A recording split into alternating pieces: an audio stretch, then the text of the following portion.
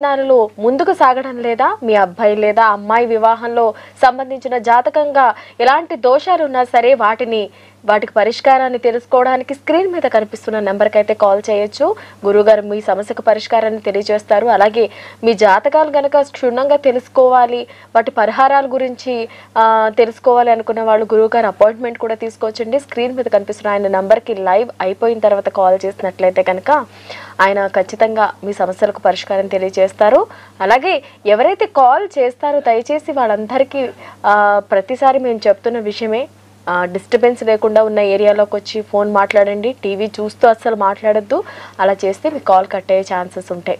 అలాగే ఎప్పుడైతే మనం వివాహం, ఉద్యోగం వేటి గురించి తెలుసుకోవాలనుకున్నా కూడా మనకి 100% మంచిగా మన జాతకాన్ని బట్టి రిజల్ట్ ఖచ్చితంగా చూపిస్తుంది. ఎప్పుడు అంటే కనుక మనం పుట్టిన తేదీ, పుట్టిన టైము, పుట్టిన ప్లేస్, ఈ 3 పర్ఫెక్ట్గా ఉన్నప్పుడు మాత్రమే ఆ రెమెడీ అనేది మీకు పూర్తి ఫలితాన్ని ఇస్తుందండి.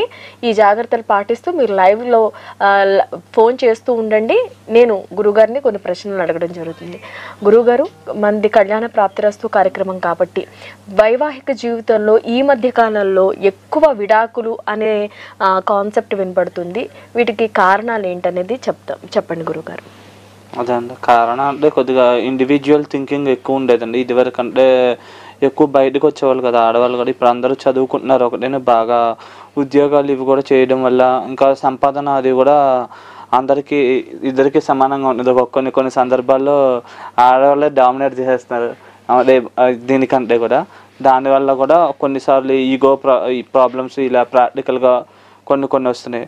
అదే ఇండివిజువాలిటీ అంటే వీళ్ళకి కొన్ని చేయాలని ఉంటుంది. ఆలోచన దృక్పథాల్లో కూడా డిఫరెంట్ ఆలోచన దృక్పథాలు ఉండడం వల్ల కూడా కొద్దిగా మార్పులు. ఇంకా అందులోనూ కొద్దిగా పక్కనే కంబైన్ ఫ్యామిలీస్ తక్కువగా ఉన్నాయి కదండి. కొద్దిగా మంచి చెప్పేవాళ్ళు ఇట్లా కూడా తక్కువగా మంది ఉన్నారు. అట్లా కూడా కొద్దిగా ప్రాబ్లం అవుతాను అనమాట. అంటే డిఫరెంట్ ఫ్యాక్టర్స్ వల్ల ఇలా ప్రాబ్లమ్స్ అనేవి క్రియేట్ అవుతున్నాయి అనమాట. ఎవరెవరికి వాళ్ళు ఇండివిజువల్గా ఏంటంటే కొన్ని రోజుల తర్వాత అయినా డిపెండెన్సీ వస్తుందండి ఏజ్ పెరుగుతున్న కొద్దీ.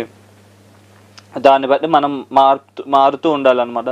అంటే కొద్దిగా అంటే ఎల్లకాలం ఎవరు ఉండరు కదా, కొద్దిగా పెద్దవాళ్ళు తల్లిదండ్రులు వీళ్ళందరూ కూడా సపోర్ట్గా ఉంటారండి. కొద్దిగా వయసు వచ్చేసాక వాళ్ళకు కూడా ఇబ్బంది అవుతుంది కదా. కాబట్టి అంటే మ్యారేజ్ అనేది ఇంపార్టెంట్.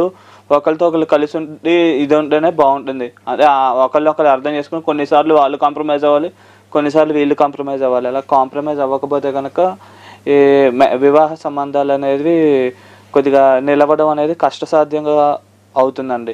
అందులోనూ ఎందుకో మరి ఇదివరకు జనరేషన్లో అలా ఉండవు కదా, కానీ ఇప్పుడు జనరేషన్లో ఎక్కువ వివాహ స్థానాలు చెడిపోతున్నాయి అన్నమాట. అలాగే పెద్దవాళ్ళు కూడా ఇది వరకు రోజుల్లో ఏదైనా గొడవలు వస్తే చాలా వరకు సర్ది చెప్పి వెళ్ళిపోమని చెప్పేవారు. అత్తవారింటికి వెళ్ళి ఉండండి అని చెప్పారు. కానీ ఇప్పుడు ఏంటంటే ఇండివిజువాలిటీ మీరు చెప్పిన విధంగా వచ్చేసేయండి అట్లా కూడా చెప్తున్నారు.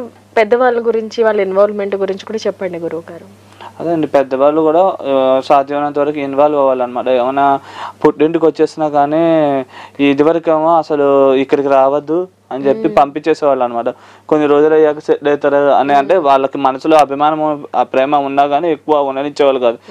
వస్తే ఇద్దరు కలిసి రండి, లేకపోతే ఒకళ్ళు అయితే రావద్దు అని ఖచ్చితంగా చెప్పేవాళ్ళు అనమాట. ఇప్పుడు ఏంటంటే గారాభం అది ఎక్కువైపోయింది. దానివల్ల ఇంకా వాళ్ళే వస్తారన్న భావనలో ఉన్నారనమాట. అంటే ఇలాంటి దృక్పథాలు అవి కూడా నెక్స్ట్ జనరేషన్గా మంచిది కాదండి. కొద్దిగా ఇబ్బంది అవుతుంది వయసు పెరిగే కొద్దిగా. అంటే 45, 46 వచ్చాక ఈ మ్యారేజ్ యొక్క ఇంపార్టెన్స్ అది తెలుస్తుంది. కొంతమంది అంటే వివాహాలు చేసుకోకుండా వివాహాలు కూడా డిలే చేస్తూ ఉంటారు.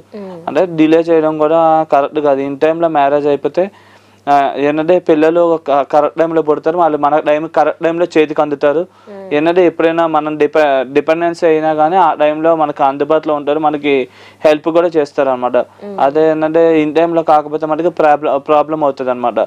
అంటే తాత అని పిలిచే టైంలో నాన్న అని పిలిపించుకోవాల్సి వస్తుంది.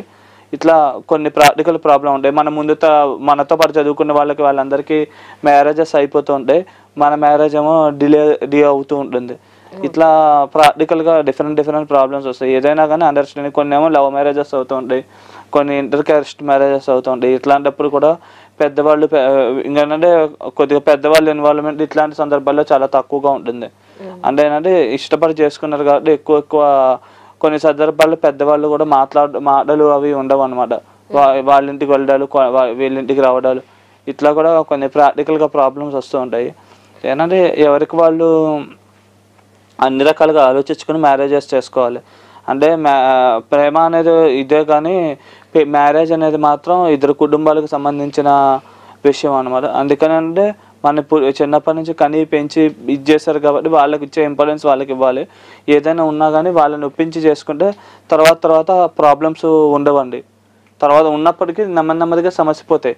ఎంత కష్టమైనా నష్టమైనా వాళ్ళని ఒప్పించి చేసుకుంటే బాగుంటుంది. లేకపోతే కనుక ఆ ప్రాబ్లం అనేది ఇంకా పెరిగే అవకాశాలు ఎక్కువ ఉన్నాయండి.